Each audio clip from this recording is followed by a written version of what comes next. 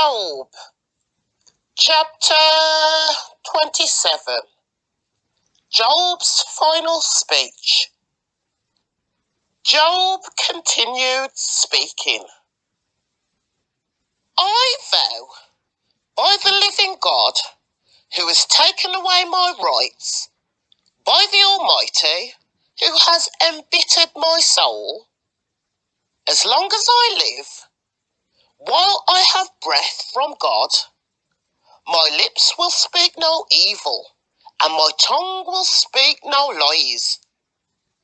I will never concede that you are right. I will defend my integrity until I die. I will maintain my innocence without wavering. My conscience is clear for as long as I live. May my enemies be punished like the wicked, and my adversary like those who do evil. For what hope do the godless have when God cuts them off and takes away their life? Will God listen to their cry when trouble comes upon them? Can they take delight in the Almighty? Can they call to God at any time? I will teach you about God's power. I will not conceal anything concerning the Almighty. But you have seen all this, yet you say all these useless things to me. This is what the wicked will receive from God. This is their inheritance from the Almighty. They may have many children, but the children will die in war or starve to death. Those who survive will die of a plague, and not even their widows will mourn them. Evil people may have piles of money and may store away mounds of clothing, but the righteous will wear that clothing, and the innocent will divide that money. The wicked build houses as fragile as a spider's web, as flimsy as a shelter made of branches. The wicked go to bed rich, but wake up to find all their wealth is gone.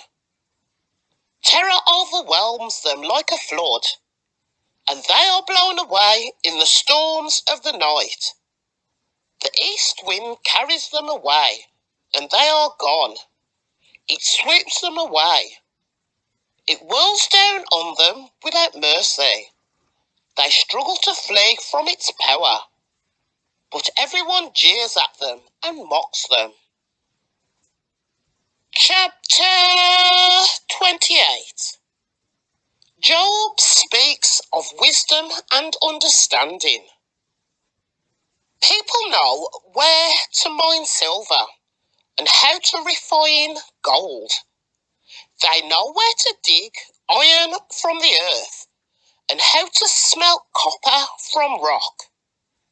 They know how to shine light in darkness and explore the farthest regions of the earth as they search in the dark for ore. They sink a mine shaft into the earth, far from where anyone lives. They descend on ropes, swinging back and forth. Food is grown on the earth above, but below the earth is melted as by fire. Here, the rocks contain precious lapis lazuli, and dust contains gold. These are treasures no bird of prey can see, no falcon's eye observe. No wild animal has walked upon these treasures. No lion has ever set his paw there. People know how to tear apart flinty rocks and overturn the roots of mountains. They cut tunnels in the rocks and uncover precious stones. They dam up the trickling streams and bring to light the hidden treasures. But do people know where to find wisdom? Where can they find understanding?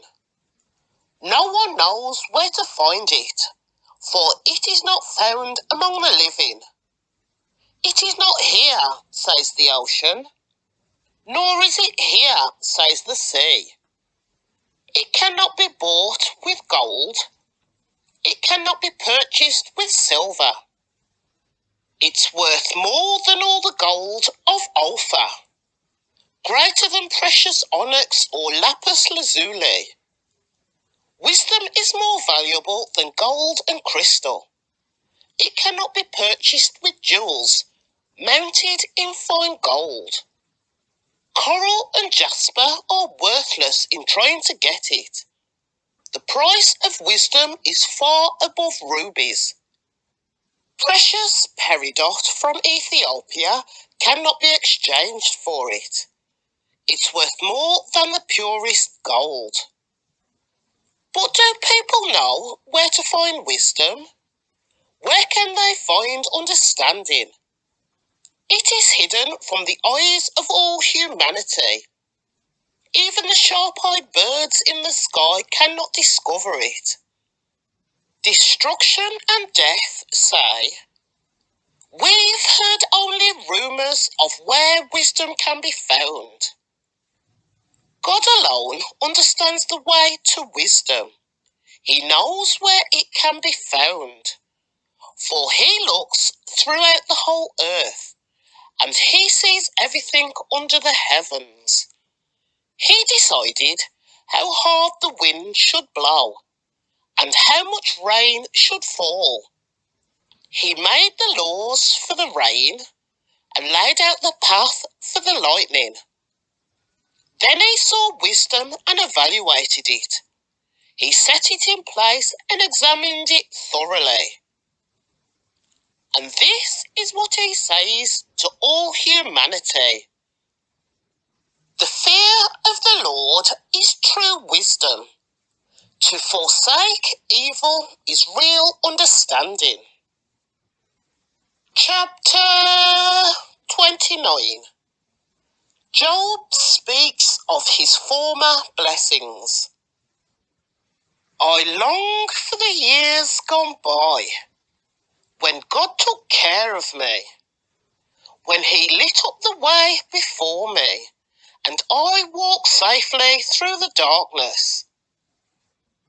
When I was in my prime, God's friendship was felt in my home. The Almighty was still with me, and my children were around me.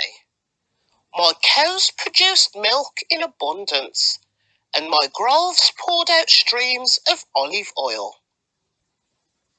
Those were the days when I went to the city gate and took my place among the honoured leaders. The young stepped aside when they saw me, and even the aged rose in respect at my coming. The princes stood in silence and put their hands over their mouths. The highest officials of the city stood quietly, holding their tongues in respect. All who heard me praised me. All who saw me spoke well of me, for I assisted the poor in their need, and the orphans who required help. I helped those without hope, and they blessed me, and I caused the widows' hearts to sing for joy. Everything I did was honest. Righteousness covered me like a robe, and I wore justice like a turban. I served as eyes for the blind, and feet for the lame. I was a father to the poor, and assisted strangers who needed help. I broke the jaws of godless oppressors, and plucked their victims from their teeth. I thought, surely I will die surrounded by my family after a long, good life. For I am like a tree whose roots reach the water, whose branches are refreshed with the dew.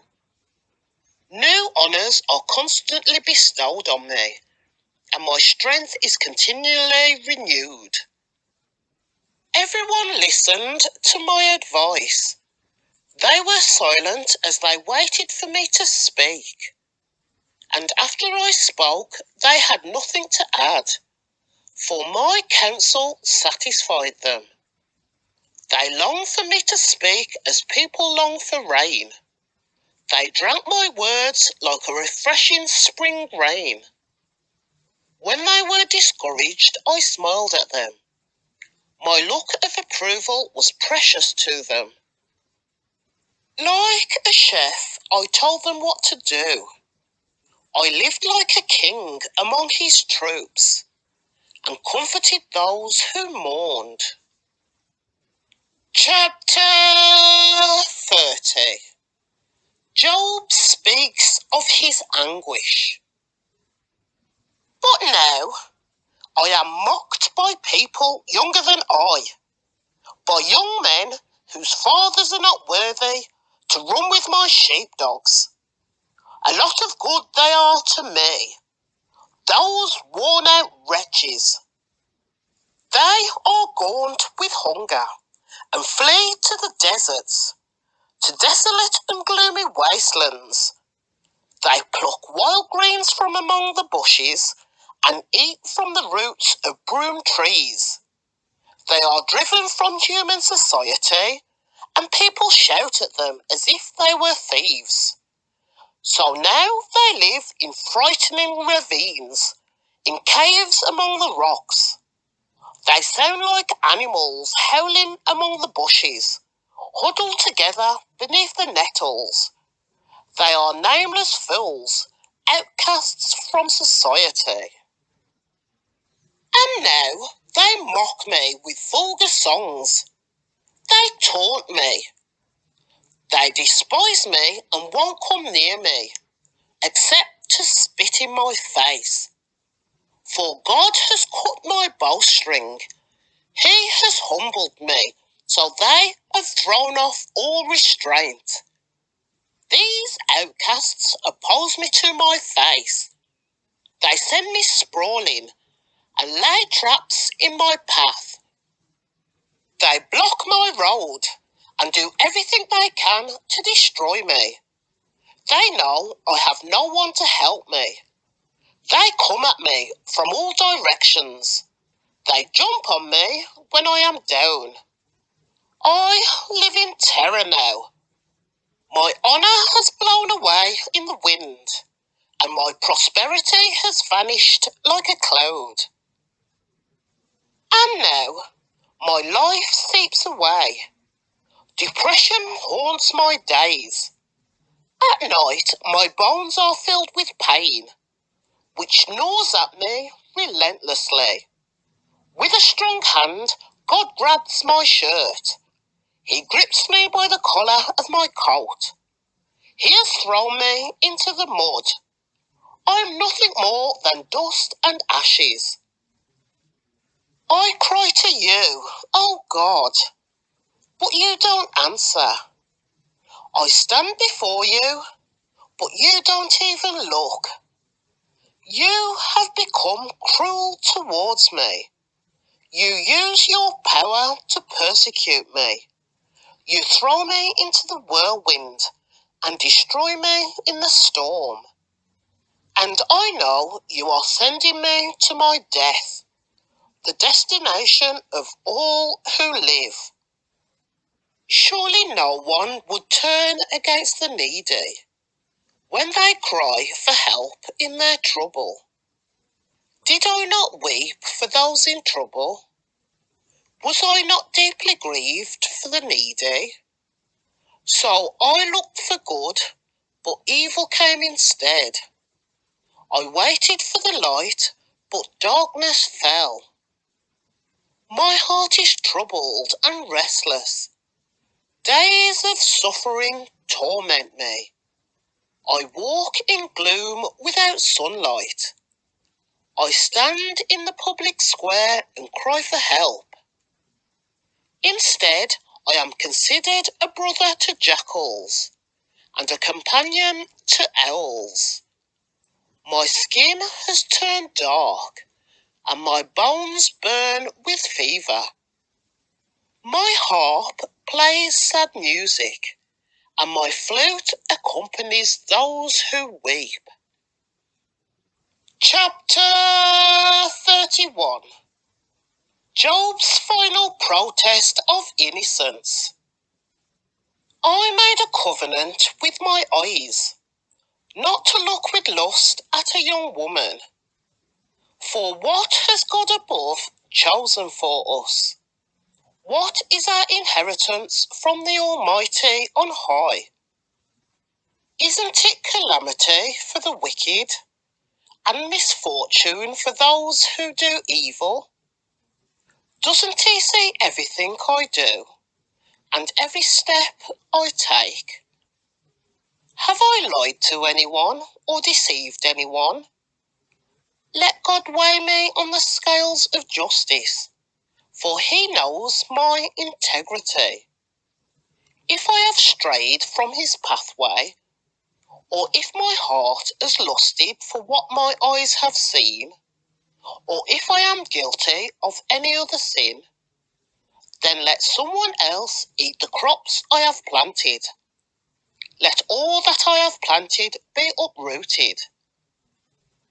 If my heart has been seduced by a woman, or if I have lusted for my neighbour's wife, then let my wife belong to another man. Let other men sleep with her. For lust is a shameful sin, a crime that should be punished.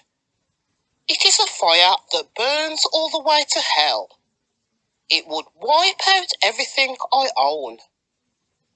If I have been unfair to my male or female servants when they brought their complaints to me, how could I face God? What could I say when he questioned me? For God created both me and my servants. He created us both in the womb. Have I refused to help the poor, or crushed the hopes of widows? Have I been stingy with my food, and refused to share it with orphans? No.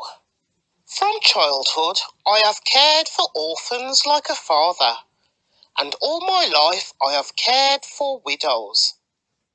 Whenever I saw the homeless without clothes, and the needy without nothing to wear, did they not praise me for providing wool clothing to keep them warm?